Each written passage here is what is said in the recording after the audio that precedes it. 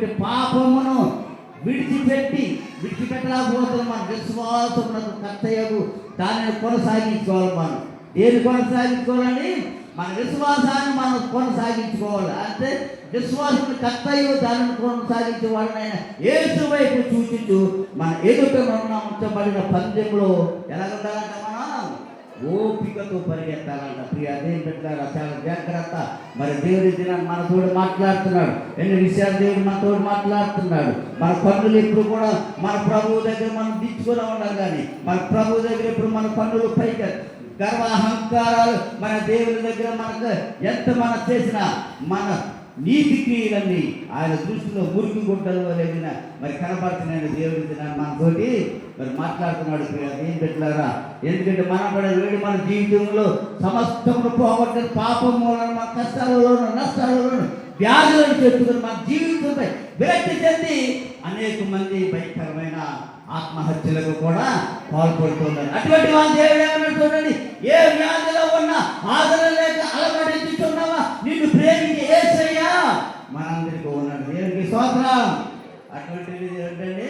మనలందరినీ ప్రేమించడానికి, మనలందరినీ వ్యాధుల నుండి తప్పించడానికి, మనలందరినీ అప్పుల బాధాలకి విడుదల చేయడానికి యేసు ప్రభువు అంటున్నాడు, ఇక్కడ నేనున్నాను, మిమ్మల్ని అందరూ ప్రేమించి యేసే ఉన్నాడని, ఆయన కష్టాలు తీర్చి నిన్ను రక్షిస్తాడని. ఈనాడు నమ్ము. దేవునికి స్తోత్రం. ఇప్పుడే నువ్వు నమ్ము. మా దేవుడు గొప్ప దేవుడు. మా దేవుడు ఎటువంటి సమస్యలైనా తీర్చగలడు. మా దేవుడు ఎటువంటి వ్యాధులైనా స్వస్థపరచగలడని. ఇప్పుడే మనం యేసయ్యని మనం ఏం చేయాలంట? నమ్మాలంట కదండి. మనం యేసయ్యని నమ్ముకుంటే మనం అనేకమైన ఇరుకులు పడకుండా ఉంటాం. అనేక మంది ఇరుకులు పడిపోయి అనేకమైన శోభంలో ఉన్నవాళ్ళు వచ్చే ఎందుకులే జీవితం ఎంత బ్రతికి, ఎందుకంటే చాలా మందికి ఏ కలుగుతూ ఉంటుంది? విరక్తి కలుగుతూ ఉంటారు. ఆ విరక్తి కలిగిన ఒక 10 నిమిషాలు మనం యేసయ్యని మనం ఆరాధిద్దాం. ప్రభువా, నా యొక్క సమస్య నుండి తండ్రి నువ్వు ఒక్కసారి మమ్మల్ని కనికరించాను. మన నిజంగానే మన హృదయపూర్వకంగా మన యేసయ్య దగ్గర మన హృదయాన్ని మనం సమర్పించుకుంటే అన్ని సమస్యలు తీర్చడానికి యేసయ్య ఉన్నాడండి. ఆయన సిద్ధంగా ఉన్నాడు. అదేంటంటే అయితే మన జీవితంలో ఆయన ఇంకా చాలా మన ఆశ్చర్యంగా కనబడతా ఉన్నాం అంటున్నాడు. మురుగు గుడ్డల వల్లే మనం కనబడతా ఉన్నాం అన్నాడు. ఎంత శుభ్రం ఎంత కారం చూడనైనా ఎలా ఉన్నాడు అంటున్నాడు.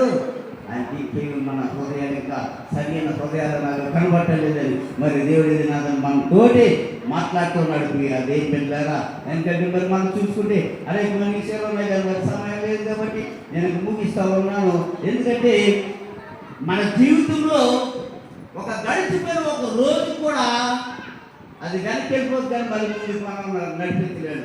ఒక గడిచిపోయిన ఒక క్షణం కూడా తిరిగి రాదు. కాదు ఒక రోజు గడిచిపోయిందంటే అది మళ్ళీ రోజు మనకు తిరిగి వస్తుందండి, రాదు. కాబట్టి మనం ఏం చేయాలంటే మనము గుర్తించాలి. ఏం గుర్తించాలి?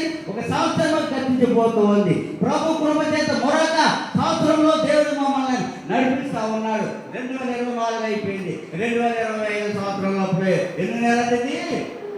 7వ నెలలో మనం నడిపిస్తున్నాడు. దేవుడికి స్తోత్రం.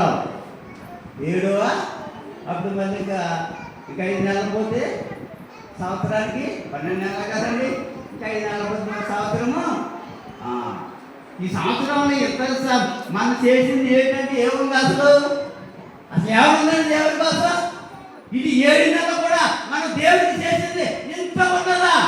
దేవుడు పెట్టారు. ఎందుకు మన జీవితాలు మార్పులేని జీవితాలు వ్యర్థము, వృధా. ఎందుకంటే మన జీవితానికి ప్రేమ కావాలండి, మార్పు కాదు.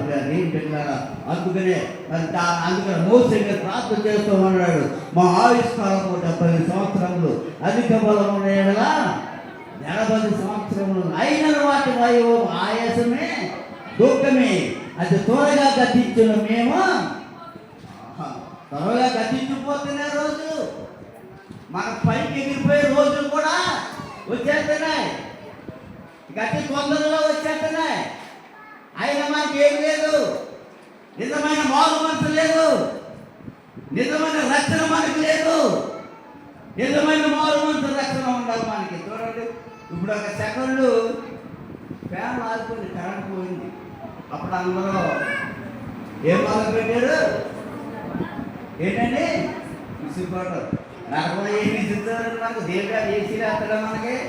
ఇక్కడ మన డబ్బులు కాబట్టి ఏసీలు ఉన్నాయి, ఇన్వర్టర్లు ఉన్నాయి, అన్నీ ఉన్నాయి. ఇక్కడ చదివిపోతాం మన ఆటలో, అక్కడ మనకి ఆటలు చదువుతాయా? దేవుడి రాజ్యంలో ప్రభావం మేము ముందుగా చచ్చిపోతున్నాం. ఏసీ ఆన్ చేయండి ఎవరిని అడుగుతారు? దేవుడిని అడుగుతామా? దేవుడు వేస్తాడు మనకి ఏసీ. దేవుని నవ్వుకుంటే పరలోక రాజ్యంలో గొప్ప ఏసీలో మనం ఉండొచ్చు. దేవుడికి స్తోత్రం. ఇటువంటి నరకంలో ఈ గుడుకులో ఒక క్షణము 2 నిమిషాలు మనం ఉండబోతున్నాం. అటువంటి వేల సంవత్సరాలు, కోట్ల సంవత్సరాలు ఎలాగ మనం జీవించగలుగుతాం? ఒకసారి మనం ఆలోచన. అందుకని గడిచిపోయిన ఒక సమయం కూడా మనకింకా తిరిగి రాదు. అందుకని మన సమయాన్ని మనం ఏం చేసుకోవాలంట? సమయమును దుర్దినాల్లో మనం సమయాన్ని మనం సద్వినియోగపరచుకున్నప్పుడు దినములు చెడ్డవి, సమయము పోనీయొద్దుగా, సమయము పోనీయొద్దుగా అంటున్నాడు ఇక్కడ. ఎందుకంటే ఇక్కడ అన్నాడు అజ్ఞానుల కాక జ్ఞానుల వలె మనం నడుచుకోవాలి ప్రియ నేను పెట్టారు. ఎందుకంటే ఇక్కడ చూడండి, అనేక మంది చూసుకుంటే యవనస్తులు కదండి, యవనస్తులు చాలా భయంకరమైన స్థితిలో ఉన్నారు. ఇక్కడ ప్రసంగి గ్రంథము